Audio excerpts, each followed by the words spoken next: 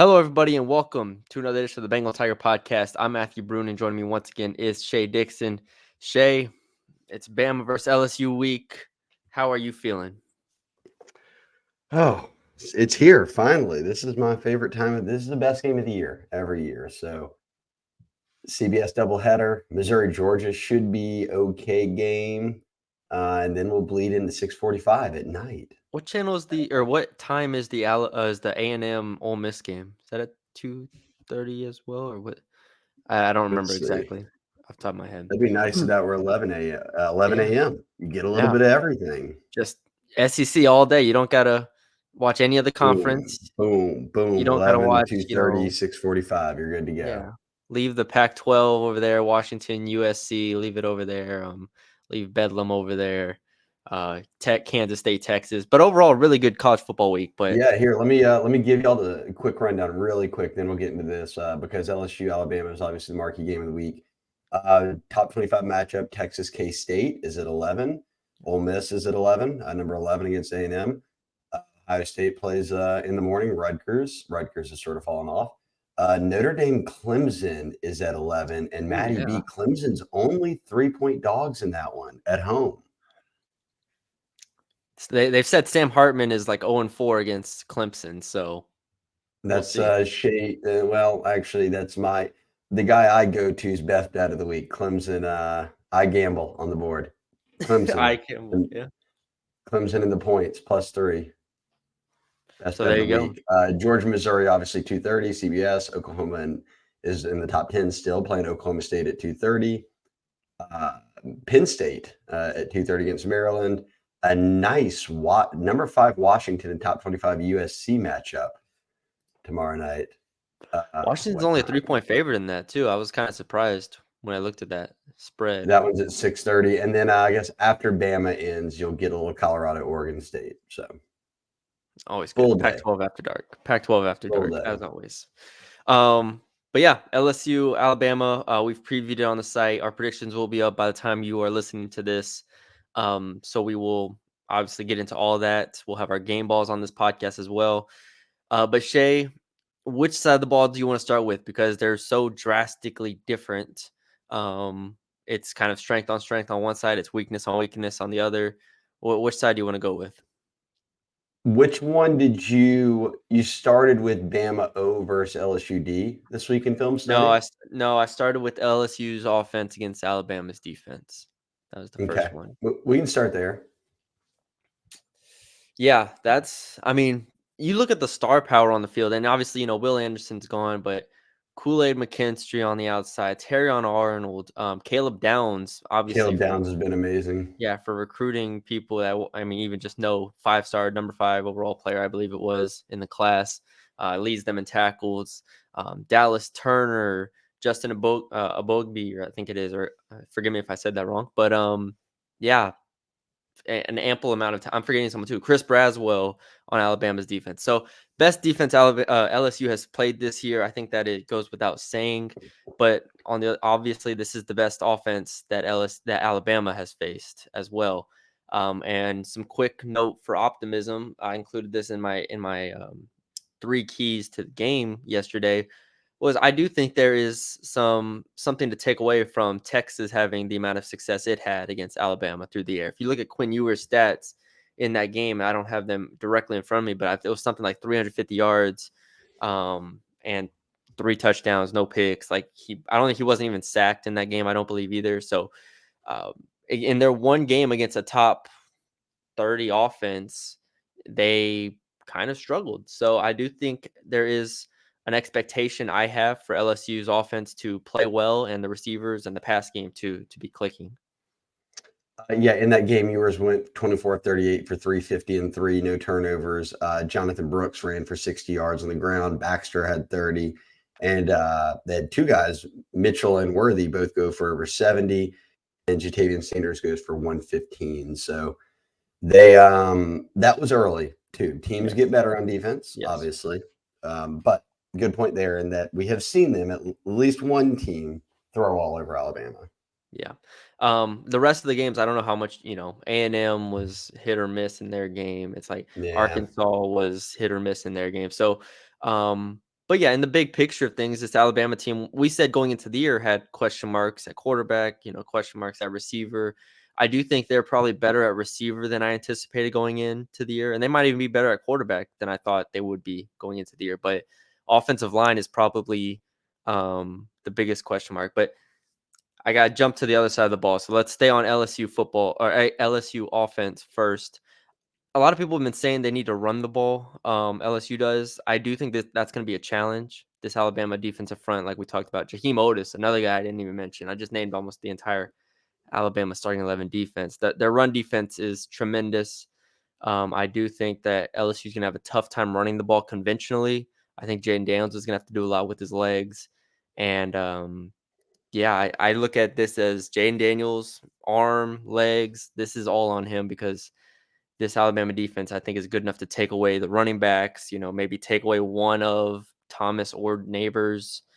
So I put a lot of stock on, all right, Jayden, this is your Heisman moment. And it sounds cliche, but you have the best quarterback in the country, or at least, the most accomplished quarterback in the country this year. He's going to have to be exceptional. I think that's man. I'm starting to rethink my preview and predictions here because as you just slowly kind of went through guys you're impressed by in film study, you got to all 11 players who start on defense. It's a great defense, man. It's gonna be what we look back on. I mean, basically every LSU game ever has like however many NFL players on the field. But then we're gonna look back on, oh man, Caleb Downs as a freshman here, Terrion Arnold, Kool-Aid McKinstry, but they're going against Malik Neighbors, Brian Thomas, like Mason Taylor, Jayden Daniels. So it's an awesome matchup, man, from a talent perspective, just how much NFL talent is on the field. Bama allows 16 points a game. Obviously, Texas put up 34. That was the most of the season. Ole Miss only scored 10 on them. A&M 20, State 17, Arkansas 21, Tennessee 20. So they have put the clamps down on some teams. But once again, holding Ole Miss to 10 is very impressive because we saw what Ole Miss did. Now, I don't know if Trey Harris played in that game against Alabama. I don't think I so. don't think he did. I don't think so. Neither did Zachary Franklin.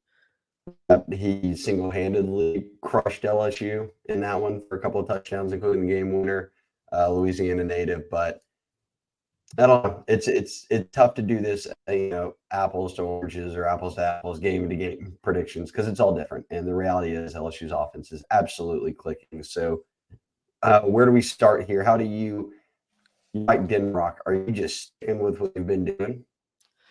Yeah, I think Mike Denbrock has this offense in a different stratosphere. Like we know in football nowadays, like a good offense beats a good defense.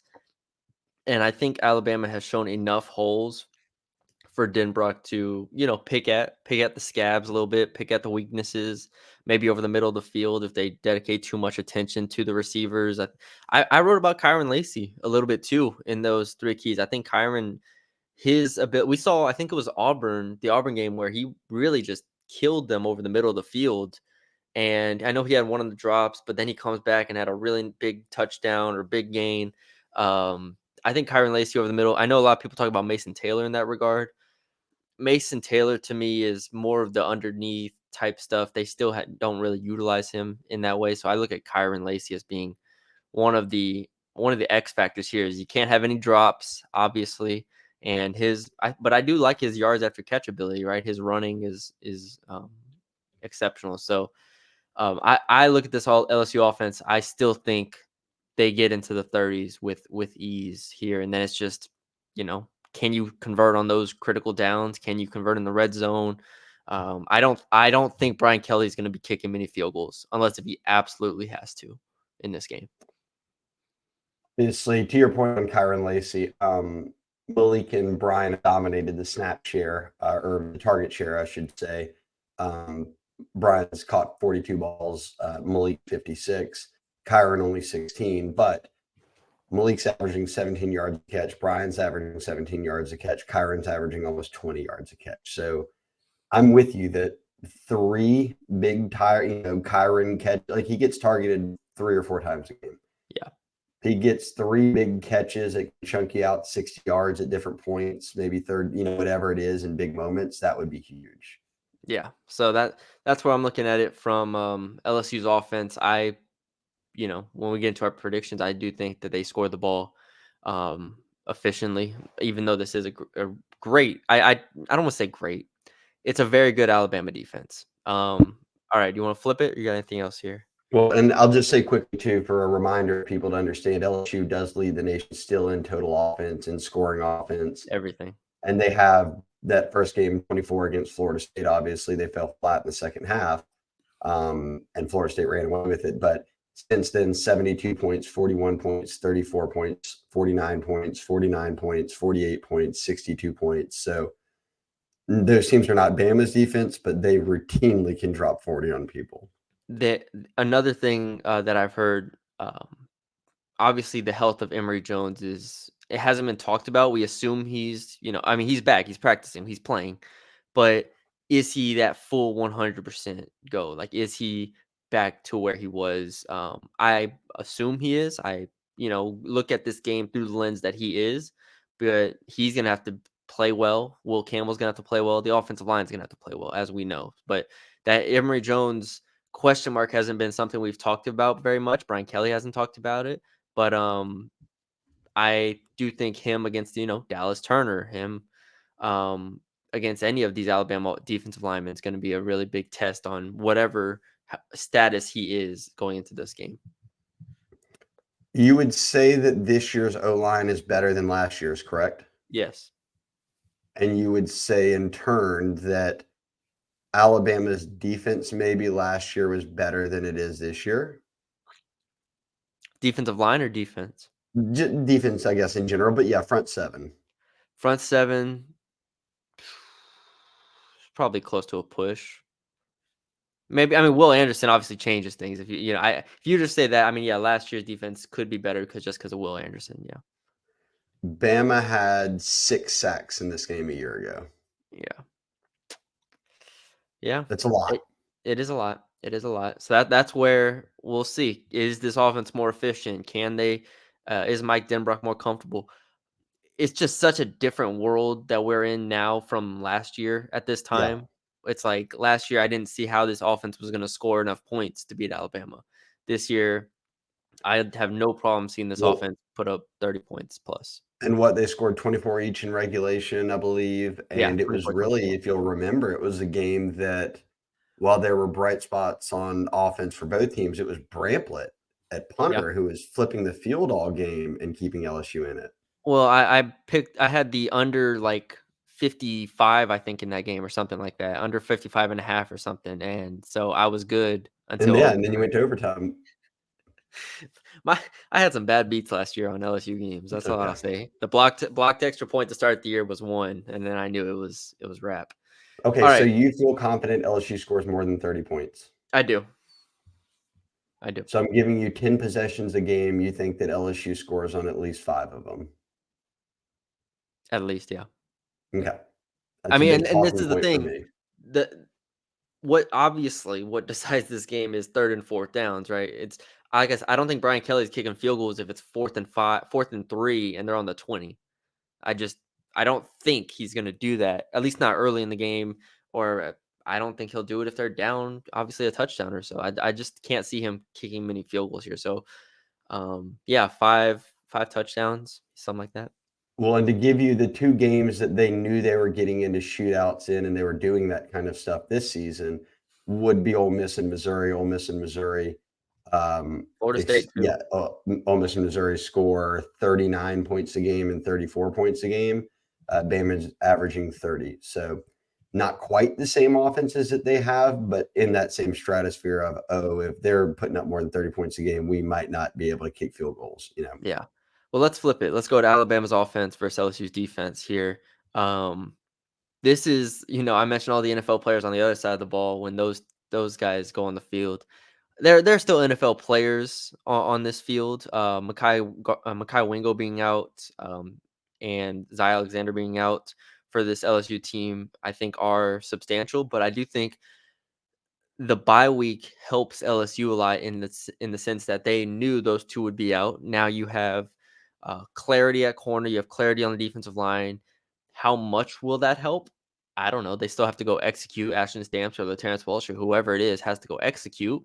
But Jordan Jefferson on the D line, like I said, I think it's a drop, but I don't think it is substantial. It might be from a 10 to an 8 or something like that. And the cornerback room has already been a problem. So now it's just masking your deficiencies with different players. So I don't know where do you want to start with, Alabama's offense versus LSU's defense? What do you think? Um, I agree with you about settling in. I'm not so sure. Here, my biggest hit is Zy Alexander. Has he been perfect? No, but he started in every game. So he gave you consistency. He had more snaps at corner than anyone on this team. And you're having to replace him not with a Denver Harris who's got 200 plus snaps, but with someone who's either a true freshman or a LaTerrence Welsh. One big thing for me in this game is how much does LSU's deficiencies in the defensive backfield deviate Tommy Rees, Alabama's offensive coordinator, who was Brian Kelly's quarterback for a long time, Brian Kelly's OC for a long time. How much does he stray from the script of what Alabama's just done, which is very much heavier on the run than pass? Like we talked about this earlier. Do you in the mailbag, do you just suddenly say, oh, well, they're kind of weak at DB, so let's just pass more of this game? I don't necessarily think it works like that in the minds of a big matchup like this when you're 10 games into a season or whatever it is, and you're saying 10 weeks into a season, and you're saying, we've got to stick to what got us here. And we're undefeated in conference. We did lose one game that was earlier in the year against Texas. Right now, we are a very, very good team. If we can run the ball, run the ball, run the ball, pop some passes. I don't see them sitting back there like an Ole Miss in Missouri and being like, well, let's just throw it all game. Yeah. And not for nothing, a lot of Milroe's success and his deep shots are built off the run game. So if you do not Sure. establish the run as Alabama, you force Milroe into situations he hasn't been in. And the one thing about Milroe and this past game as a whole, throughout the season, it's gotten better, it's gotten more comfortable, and it's always been based off of the run game. Now, the run game in itself, we could talk about that. I mean, has been up and down. I think they only average around 4 point something yards per carry. Not in the top half of the SEC in that regard, but still they are resilient. They try to run the ball and they stick to it 60% of the time, which is among the top 20 in the country in terms of run pass ratio. So I don't think they have an option. I think you have to try to establish a run against the LSU defense. And not for nothing, LSU's defense has struggled against the run this year, which we've talked about plenty. Whenever if it's an offense that's not Army and Auburn and Mississippi State, all the other teams have pretty much had success running the ball against LSU. So I look at Alabama as coming in there saying we're going to be able to establish a run because Ole Miss and Florida State and all these other teams have been able to do the same thing. I think Arkansas even ran the ball pretty well. So I don't see Alabama deviating too much, like you said, and I think that that's where they try to set Milroe up for the big plays to Burton and Bond over the top. It's going to be, I almost just get the sense, I'm not going to 2019 LSU Bama where it was, golly, God, what did that game end at? Let me Google Go that ahead, real quick. look it up. You were here before 30 me, so I or want to say 49, 45. yeah, 40 something to 40 something. Yeah, 46 to 41 was that Yeah, game. And that was a regulation game. I don't think it gets to that, but I do think, and we can clip it later when I'm an idiot and they play a typical SEC grudge match where it's like 21 to 17. But I don't think it'll get 46-41, but I am in a game where both teams are the 30s. yeah, That's how it play out. yeah. And so that obviously, the big playability of Alabama is intimidating. Jalen Milroe, we've talked about it, third in the country in yards per attempt. I do think we've pointed this out as well, is he's taken a ton of sacks this year. I think Alabama ranks like 126 in the country in sacks allowed per game, 4.5 somewhere around there. So this is an offense that can go backwards a lot as well. And so, with that being the case, I look at LSU's defensive line, all the pressures on it, all eyes will be on that matchups. Can Savion Jones, can Mason Smith, can Ovi and Braden, can those guys break through and get to Jalen Milroe? Because we know if he doesn't have his first read, he might hold the ball, he might, panic a little bit, but he's not the type that's gonna progress through the field rapidly like we've seen Jayden Daniels start to do this year. He's not that level. And I think LSU's played several quarterbacks that are better than Jalen Milroe this year. Yeah, and I agree. I still think that, and I said this in the mailbag pod, I think this is a game where both teams do a little more design runs with their quarterbacks than maybe we're used to seeing this year. Yeah. LSU hasn't had to do it a ton. Bama's relied on their run game. I think they could get Milroe out there because he's tough to bring down. It's like having to tackle a Jackson Dart or KJ Jefferson. He becomes a running back when he gets into the open field. So for me, as much as we talk about like corners and the safety and, manning up on these Bama receivers, tackling in the run game and Milroe is going to be massive. Yeah. Real quick, hit on the linebackers. Omar Spates, Greg Penn, Whit Weeks, those guys are going to obviously have to have good games. We've seen Whit Weeks flash. We'll see how impactful he is in this game. Brian Kelly talked about him. He said, everybody loves Whit Weeks. I love Whit Weeks, but in a game like this, you need Greg Penn and Omar's communications, their experience, and you need those guys to show up. Whit Weeks will be there, but you need those veterans to show up in this game. And then also Harold Perkins at the Sam/nickel spot. Haven't talked about him, but when you talk about the pass rush, I said this on a radio call earlier this week. He's the one that I'm interested to see how they use him, because in the last 3 games, I think they've pass rushed him a combined 16 or 17 times. This week, it has to be close to a 50-50 split in terms of pass rush and coverage. And I know he's at like a nickel-ish spot, but they need him in the pass rush. They need him playmaking. Thank God he's at the nickel because they wouldn't have anyone else to put there. They're down too many DBs. Also, as we said on the mailbag, Harold Perkins goes into the week as the highest graded coverage linebacker in the country. So that balance you're talking about, 50-50, bringing the pressure versus covering, he's also been very excellent at covering. You're not losing much there because he's been so good at it. So I am very intrigued. I think this is the one game I'm most interested to see how Matt House defends things. Yeah. And lastly, safety position, Andre Sam and Major Burns as the two back there. They're going to play every snap. They're going to play every snap. The biggest thing for them is run fits and making those tackles in the run fits. Like scrambling. You go through the first 6 games of the season basically, and it's missed tackle, whiff tackle here, there. Yep. I think Auburn and Army, they were better, but that's Auburn and Army aren't that good either. So yeah, those are very limited offenses. So this is make or break. Can Sam and Burns break through and have those games where they are just being solid and making a couple key tackles to maybe stop them on a 3rd down short of the change, like just 1 or 2 plays to flip things. That's what I'm interested to see from those two. Yep, it is. God, if there were a game this season that LSU's defense can just step up and get stops to finally give the offense what they need and deserve of, hey, they're doing it every game. Y'all make some stops and you can keep your SEC West hopes alive. Yep.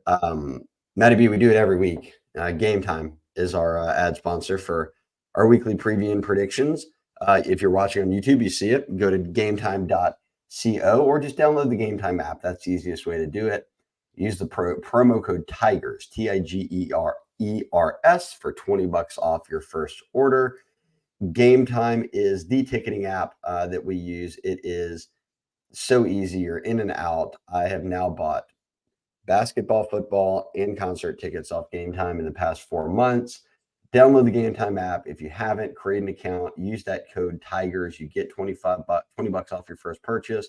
Terms apply. Again, create the account, redeem the code with TIGERS when you check out, and you'll get $20 off.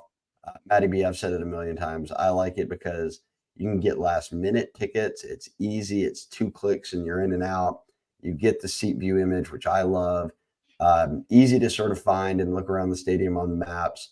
And they've got lowest price guarantee, event cancellation protection across multiple platforms, job loss, travel, all of that. They've got you covered. And look, you don't have to worry about planning months in advance. If you're headed up to Tuscaloosa, you don't have a ticket yet, you were thinking about buying one outside the game, I give you my weekly update. Matty B, this is the most expensive game of the year to get into. Are you surprised by that? Absolutely not. I am seeing in the lower bowl, if that's where you want to be, you can get some tickets for around 250. I'd expect those numbers to drop a bit going into it. If you want to be up in the upper deck, which is where a lot of it, you can get in for around the 150 range, 160. There's some flash deals going on right now. $170. Not the cheapest game to get into, but rightfully so. This is the biggest game LSU plays this year. We'll see if those tickets don't start to come down. I'm looking at a lowest price of 129 in the upper deck. So if you do not have your LSU Bama tickets yet, go for it. Check it out. I'm actually on 2 tickets right now because it still gives you the same price. But if you're trying to go solo, I'm seeing some 180s. You can get in the lower bowl. So if you want to, check it out. If you do not have tickets yet, it is the fastest growing ticket app in the country for a reason. Buy your tickets in just a matter of seconds. They come right to your phone. You don't have to go digging through the email. Like I said, 2 taps, you're done. The tickets are purchased. You've got them right there to scan when you get in the gate, and you'll already know what your seat view is when you pick it out. So keep an eye on that. I think, again, if you don't have tickets, I bet those come down a little bit before the game because there are a ton of tickets for sale on there. Yeah. But biggest game of the year, biggest prices. Yep. But you And save $20 with yeah. Tigers as a promo code. Yep. And now you got Pelicans games, you got LSU basketball games, and you got 3 more LSU football home games. Don't forget after this week as well. So plenty. A lot more game time to come. All right, what do we want to do? Do we want to do MVPs? Game balls. Game balls? Okay, cool. Yep. I am Have you written your article yet? Yeah, well, I've shelled it. I know who I've picked. Okay. I'm so mainstream that you could call me lame stream here. Let's do it. I'm going studs. I'm going across the board studs. So okay. We may pick the same people, but if you want to go first, I'll let you. No. Go ahead. Okay. I have a receiver in mind, so. Okay. Well, we've said all along, we had this fun debate of if this player plays their best game, LSU wins, like the best game of the season. I've continued to answer that to be Jayden Daniels because people think, oh, well, it's got to be someone on defense. Oh, no. If Jayden Daniels can play better than 450 yards and 5 total touchdowns, they're probably going to win. So Jayden Daniels, my prediction, offensive MVP, played very well in this game a year ago. I then go on defense to the person that you talked about needing to see what his rep share was in terms of coverage versus pressures and all of that.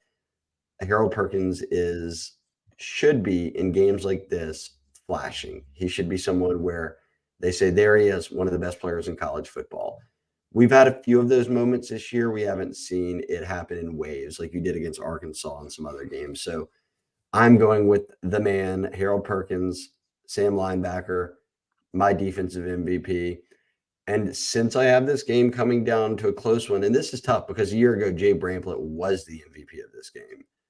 I think there's a little more offense in this one. I think there's the offenses and what the ultimate points come out to be is a little more paramount, even though last year it ended in a tie and had to go to overtime, which is silly for me to say. But I'll go Damian Ramos. I think a kick could potentially be a difference in a game like this. And Will Reichert is one of the best kickers in the country for Bama. So you're up against it there. But I do think that if they get down there and Brian Kelly, let's say they are in those 3rd and 3s, and then you get a false start, and then you've got to kick a field goal. Yeah. I trust Ramos from 40 and in to come in and hit. Give me Ramos as my special teams MVP. Yeah. I have 2 of my 3 done. Well, that's not true. Let's start with the one that I'm going to go with. Malik Neighbors, I think, is going to be massive. Plays into your Jayden Daniels pick. But the reason why I don't think teams are able to take him away, and I don't think Alabama will be able to take him away, is a similar.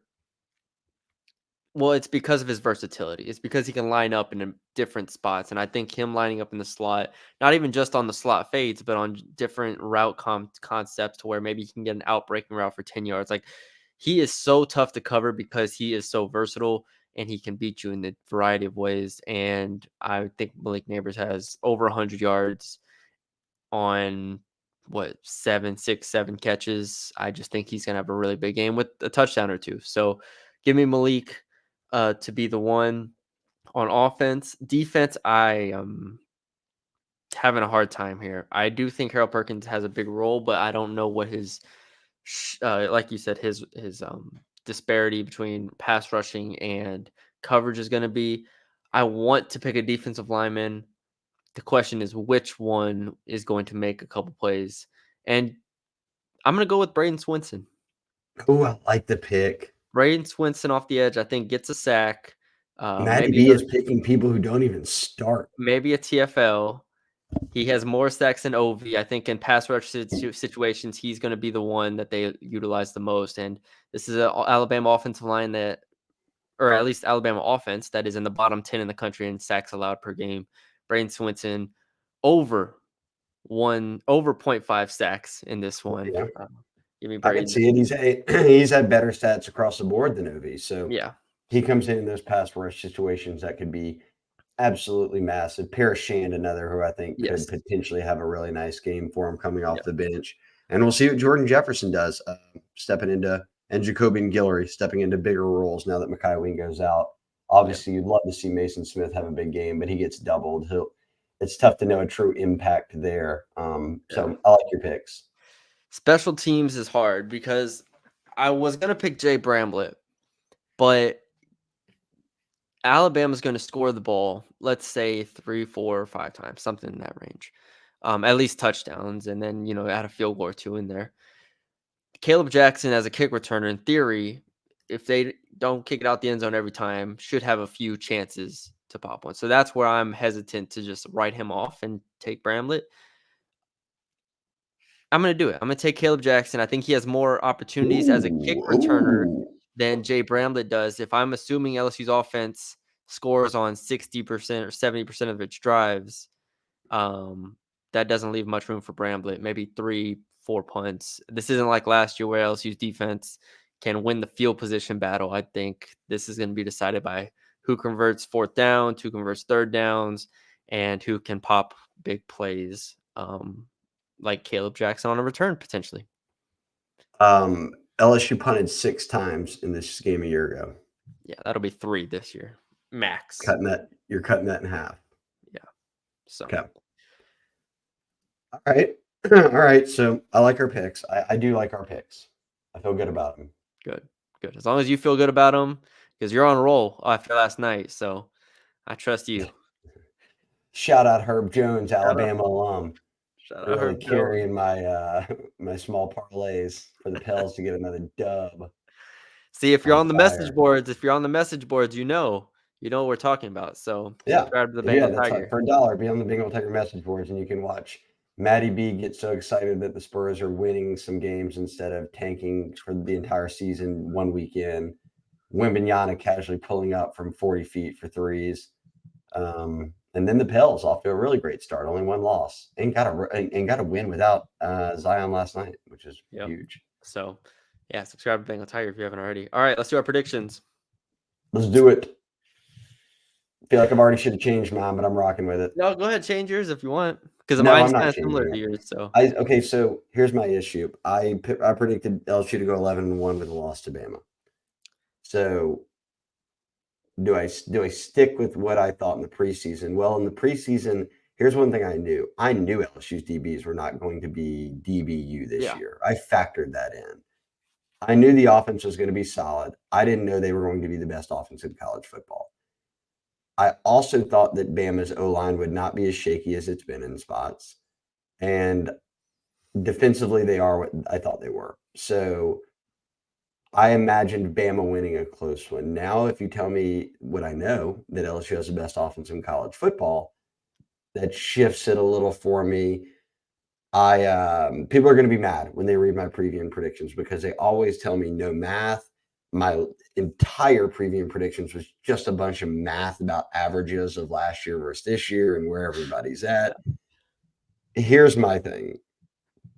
a year ago, LSU shaved 17 points off of Alabama's season average. They held them to 24 in regulation. This year, you're looking at an LSU team that's averaging 47 points a game. That is a ton. They allow 27 points a game, but averaging 47. How much can Bama shave off that? They only allow, I think, like 18, 17, Yeah, I 18 think it's points a 16, game. something like that. It ain't going to be that much. So, as I said, I don't think this goes back to the 40s like it did in 2019, but I do have it in the 30s. And all week I've made it about stops. And if you make it simple, it's 10 possessions a game. How many stops does that take? For me, it's at a minimum of 3 for LSU's defense. I think that the recipe I laid out, and it sounds lofty when you hear it, especially when you're playing Bama and a really good defense, but 5 touchdowns and a field goal would do it for me.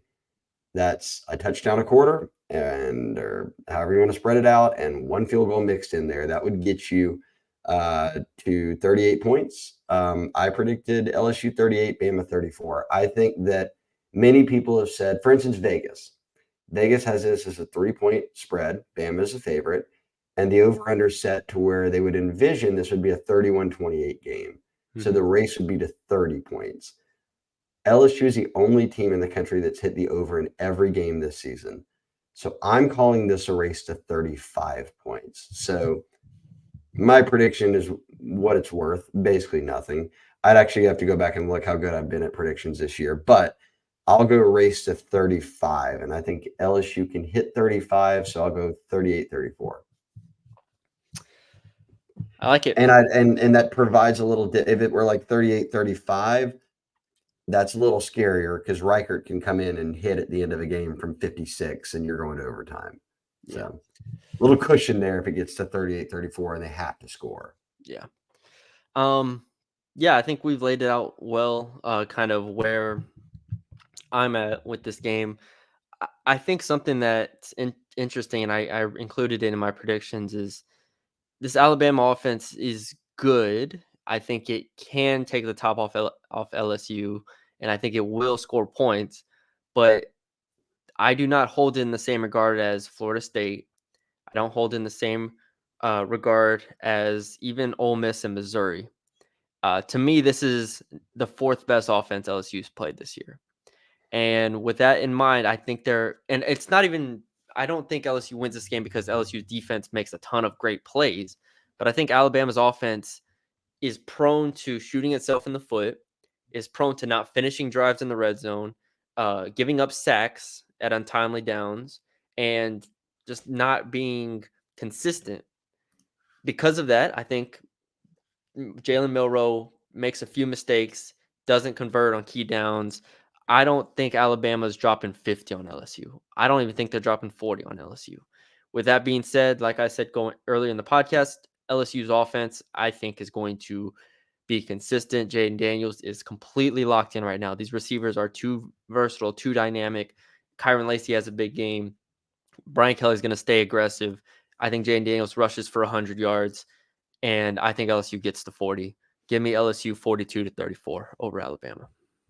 You talked about turnovers, which, if you'll remember, such a key moment I felt like in that game a year ago was very early on. Yep. Bryce Young drives them right down the field and then throws a pick in the end zone to Jarrett Bernard-Converse. And that allowed LSU to, the stadium got behind them, a little momentum, and then you're off into a game where you're kind of trading punts and some scores and you get into overtime.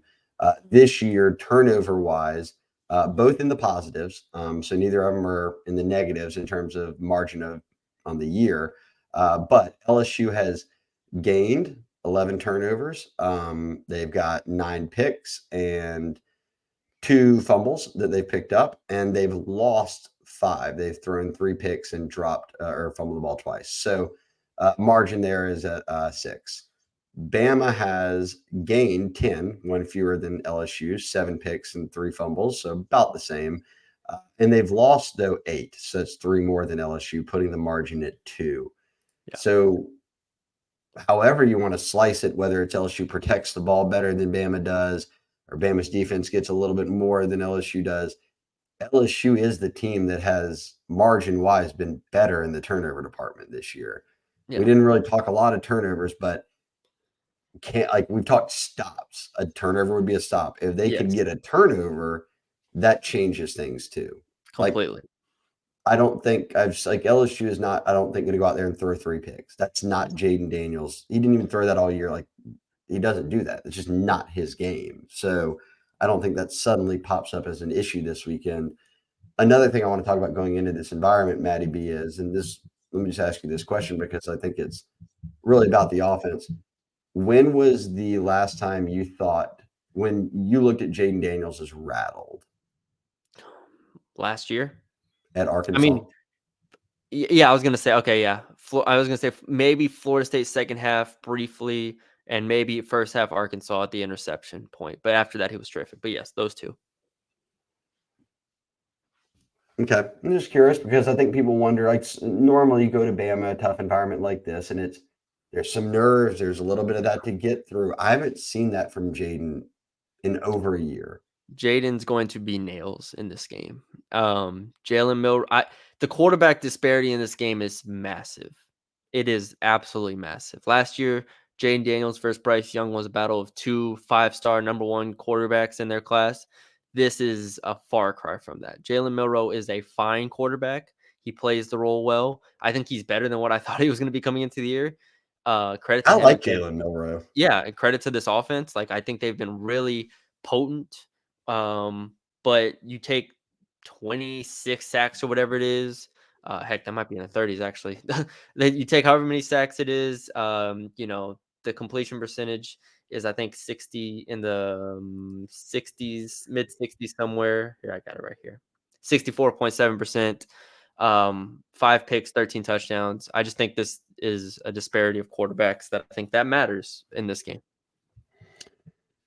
I think third downs will be some. LSU doesn't get themselves in a lot of third downs, so that's a tough stat to read. But defensively for LSU, They're the best in the are country, third worst in the regardless. conference.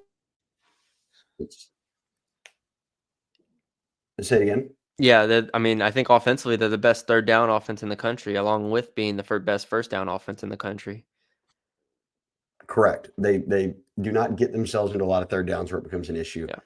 But defensively, they have allowed a conversion on 42% of third downs. Yeah. Kentucky and Vandy, the only teams worse. So just some food for thought of how important third downs are, because when Bama runs the football, they're going to put themselves in third down situations that are very key. Yep. You can't allow a team like an Alabama to convert 40+% of their, they're at nearly 50% of conversions on third downs. That's not a recipe for success. That number has to come down a little bit this game. I agree. Did you give a final score? Did I miss it? Yeah, I did. What'd you say? 42-34 LSU. Damn. There you go. Billy picked LSU to lose, just for those who are wondering. It's on the site. It's on the site if y'all want to check it out. But y'all both have them getting into the 40s. I do not. I think this is a game that both teams get into the 30s. Vegas has it, like you said, like 32-28, 32-29, something like that. I don't know what it is. Yeah, 31 would make sense. Yeah. So, all right. That's all we got. Okay, so get ready for a 13-10 game. If that happens, dude, I'll go crazy. No, that's not gonna happen. Yeah, well, I'm putting my whole paycheck on the over. So here we go. All right, man. Let's see. Plug the special one time, and then we'll go. Well, you get 50% off for the year on the Bengal Tiger with this week, which is a great deal, obviously. Right at about $50 will get you a membership for an entire year. Or if you're a new member, $1 will get you for the first month. That carries you through the rest of the regular season. Tons of recruiting news. We've had a ton of signups recently. The fam is growing on the Bengal Tiger. We have fun on the board every day too, whether it's ups, downs in recruiting or on the field. People take it in stride, and we're having a blast with this LSU season. And remember, guys, there's only 12 Saturdays a year where you get to watch LSU play, and then you get to see if they get to make it in the postseason and what they do. But enjoy it, be a part of it. We've got a month left. Spend $1 and come over and hang out with us. And again, 50% off if you want to go ahead and get in for the whole year, which is a great deal. So we appreciate all the love. Maddie B, you've got the YouTube page growing like crazy. So mad shout out to all the LSU fans out there, man. We're excited for this one. Maddie B will be in Tuscaloosa. Holler at him if you're up there. Shoot him a DM, staying in Meridian like most LSU fans do. So yeah, he'll be ready. It's his first Bryant Denny experience. It's a nice stadium, fun. But safe travels to all the LSU fans and the Bama fans getting to the game and getting home from the game. And hopefully this one lives up to the billing, right? I want to see a great game. Dude, if any of our predictions are right, and this ends up being in the 30s where it's like a 3-point game, fourth quarter, I mean, you can't beat it. You can't beat it. That's what this is what college football is. And I don't know too if I can if this game ends up whatever 42-38 or like y'all think in a 40s to a 30s, or I think I said 38-34, even if it's 32 or whatever 31-28, those would all be like, I don't know if I'd characterize Missouri and Ole Miss as being like, man, those were great games. Like, no, just nobody could stop the other team, and they just literally went up and down the field the whole time. Like, that's what's fun about this one. A few stops is what becomes key. And I think it'll be a good one. Yeah. All right. That's all we got for y'all today. Hope y'all enjoyed the podcast. Leave us a like, comment, share, subscribe, and subscribe to the Bengal Tiger if you have not already. We will be back. I don't know how we're going to do the post-game podcast. I thought about, Shay, I thought about bringing my mic to the press box. box. That's what I would do. I think you could just do it straight from the press box after. We'll hook it up. Yeah. So that's what I thought about doing. So we'll probably have something that Saturday night up on the YouTube. So be on the lookout for that. Follow us on Twitter at Bengal Tiger On3 and become a subscriber. So thank y'all for joining us. We went the whole podcast there without ever naming the guy who basically won them the game last year, Mason Taylor, when he caught a touchdown at the end of regulation and then caught the 2-point conversion to win it. So maybe the Mason Taylor Redux Part 2 strikes again. I'm here for it. Okay. He hasn't been quiet this year, but maybe he's due for that big moment again. Well, he's back to 100% now. So that was the whole thing. It was the past like 4 or 5 weeks for him have been just getting healthy. So he's been playing, but he hasn't been 100% since. So we'll see how he does. Any other shout outs before we go? Nah, shout out to the Bengal Tiger sub. Shout out to LSU fans. And again, everyone travel safe up there and have fun. All right. We'll be back after the game. Until then, y'all have a good one.